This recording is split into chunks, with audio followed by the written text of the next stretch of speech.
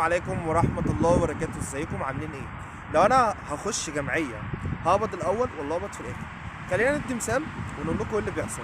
لو انا هجيب تليفون، هغير التليفون اللي في ايدي ده وهجيب تليفون ب 10000 جنيه. وقلت انا مش معايا فلوس ولسه هخش واقعد، كل شهر مثلا هدفع 1000 جنيه وهقبضها على اول السنة الجاية. فقلت لو رحت شفت التليفون النهارده لقيته ب 10000 جنيه. لقيت بعد اول السنه الجايه لقيته بكام؟ لقيته مثلا بحوالي 14000 15000، يزيد او يقل ايا ما يكن، السعر مش ثابت.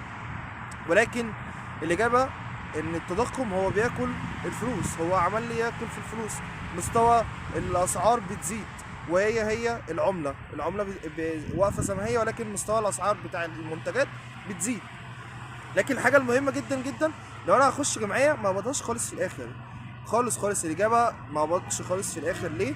عشان الحاجه ام 10000 جنيه النهارده مش زي ب 10000 جنيه على اول السنه الجايه بسبب التضخم. ما اقولش ان انا هحوش ومش عارف ايه والكلام ده كله، لكن انا هحاول على قد ما اقدر. طبعا لو انا هبطها في الاول خير وبركه، لو هبطها في النص يعني شويه لحقت شويه من التضخم اللي عمال يزيد كل شويه. لكن لو هبطت في الاخر ممكن ال 10000 جنيه القيمه بتاعتهم اللي بيشتروها النهارده مش هيشتروا نصها بعد السنه الجايه، يعني يكون الجمعيه خلاص هبطها. لكن الحاجه الوحيده ان الناس تفكر اللي هي حاجه كويسه، اللي هي بتقعد تحوش وخلاص، اللي هي بتقعد تحوش وتقول انا هقبض في الاخر عشان اكني محوش فيها، عشان لو قبضت مش هعرف ادفع الكلام ده كله.